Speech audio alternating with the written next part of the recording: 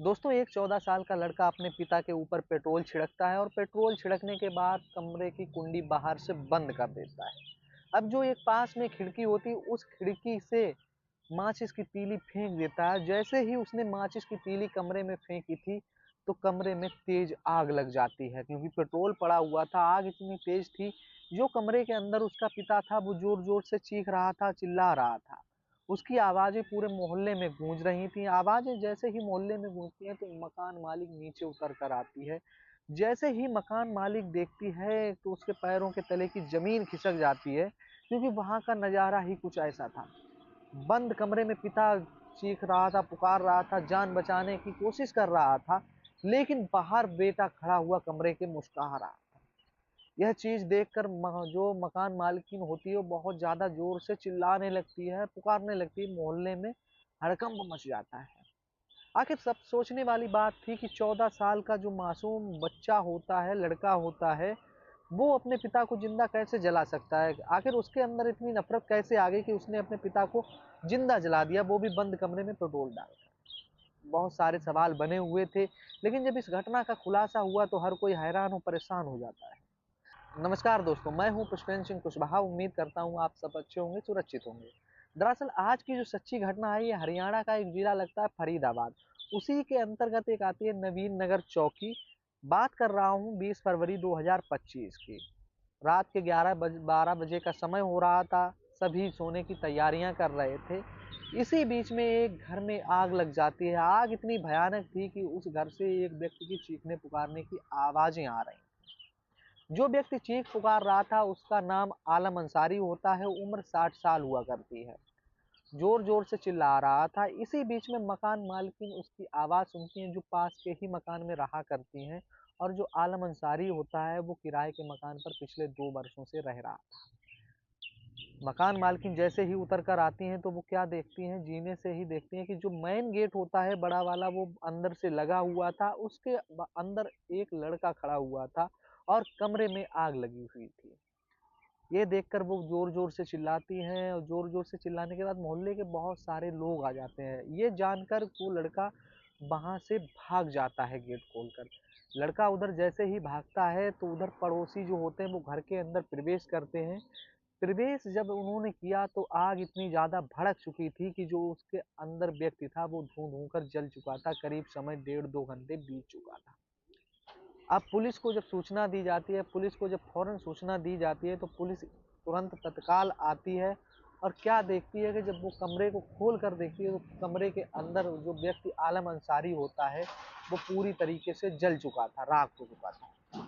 Police तहकीकात करती है, खोजबीन करती है। खोजबीन में पता चलता है कि जो व्यक्ति आलम अंसारी है पिछले 2 वर्षों से यहाँ पर किराए पर रह रहा था। जो रियाजुद्दीन का मकान होता है, उनके मकान में किराए पर रहा करता है और उनका एक 14 साल का बेटा भी होता है जो उनकी दुकान में मदद किया करता था, फेरी करने में मदद किया करता था। ये मिर्ज़ापुर का रहने वाला होता है। लेकिन बात ये थी कि 14 साल के बेटे ने अपने ही पिता को पेट्रोल डालकर ज़िंदा कैसे जला दिया?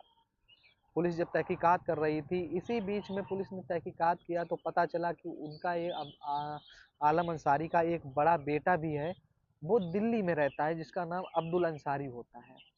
उससे बात की जाती है, लेकिन जब उससे बात की जाती, पुलिस लगातार उसके संपर्क में थी। उसी बीच में अब्दुल अंसारी का फ़ोन आता है पुलिस चौकी इंचार्ज के पास। पुलिस चौकी इंचार्ज से उसकी बात होती है। अब्दुल अंसारी चुपचाप बताता है कि जो उसका छोटा भाई है, वो उनके पास आया हुआ है। अब्दुल अंसारी से पुलिस कहती है कि तुम किसी भी तरह से उसको अपने पास ही रखो, कहीं जाने मत देना, मैं वहाँ पर पहुँच रही हूँ। पुलिस जैसे ही पहुँचती है तत्काल उसे गिरफ्तार करती है। गिरफ्तार करने के बाद अपना रवैया तैयार करती है, उससे पूछने की प्रक्रिया शुरू की जाती है। जब उससे पूछताछ की जाती है तब वो बताता है कि उसने गुस्से में ये कदम उठा दिया। आखिर जब उससे गुस्से की वजह पूछी गई तभी वो बताता है कि उसके पिताजी उसको कोचिंग पढ़ने के लिए भेजा करते थे और वो मदरसे में पढ़ने भी जाया करता था, लेकिन वो कोचिंग नहीं पढ़ना चाहता था, वो पढ़ना ही नहीं चाहता था। पिताजी उसको लगातार प्रताड़ित कर रहे थे, मार रहे थे, पढ़ने के लिए समझा रहे थे। लेकिन मैंने यहाँ प्रताड़िता शब्द इसलिए यूज किया क्योंकि उस लड़के को वो प्रताड़ना ही लग रही थी, लेकिन उसका पिता उसके लिए भला कार्य कर रहा था, उसे पढ़ाना चाहता था। इसी बीच में वो बहुत सारा बोलता चला गया कि दरअसल उसके पिताजी उसको पढ़ाई को लेकर लगातार मारते कूटते रहते थे।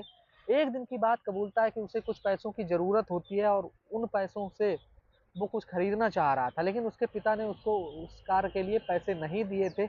इसी बीच में वो पिता की जेब से पैसे निकाल लेता है। अब जब पिता ने वो जेब देखा, तो उसके पिता का सीधा डाउट उसके लड़के पर ही जाता है, जिस लड़के की उम्र मात्र 14 साल होती है। अब उसका पिता भी जान चुका था, जो आलम अंसारी होता है, कि उसके बेटे ने ही पैसे निकाले। जब उससे पूछताछ उसका पिता करता है, तो आलम अंसारी को वो बता देता है कि हाँ, उसने ही पैसे निकाले, इस कार के ये निकाले।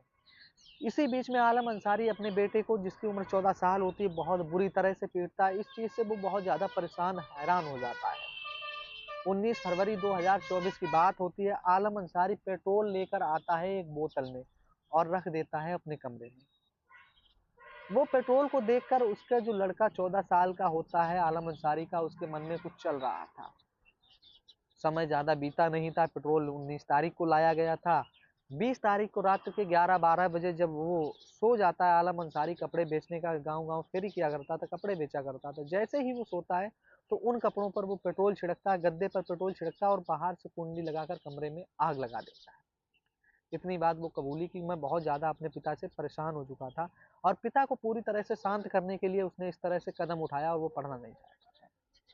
दोस्तों, ये घटना जब जिसने भी सुनी, जिस माता-पिता ने सुनी, उनका दिल दहल गया कि आखिर 14 साल का मासूम बेटे के पास ऐसा दिमाग और ऐसी प्लानिंग, जिसने अपने पिता का जान ले ली, मौत के घाट उतार दिया। आखिर छोटी-सी वजह थी कि पिता अपने बेटे को पढ़ाना चाहता था। दोस्तों, समाज में आजकल जिस तरह से ये कुरीतियाँ फैल रही हैं, और जो सबसे बड़ी हानि हम लोग प्रयोग कर रहे हैं बच्चों को मोबाइल देकर, क्योंकि बच्चे मोबाइल में अक्सर ऐसी चीज़ें देखते रहते हैं जिनसे उनको कुछ दिमाग में गलत-सलत चलता है, और गलत-सलत चलने के कारण वो एक ऐसा कदम उठा लेते हैं जिससे कि आलम अंसारी जैसे व्यक्ति की जान चली गई,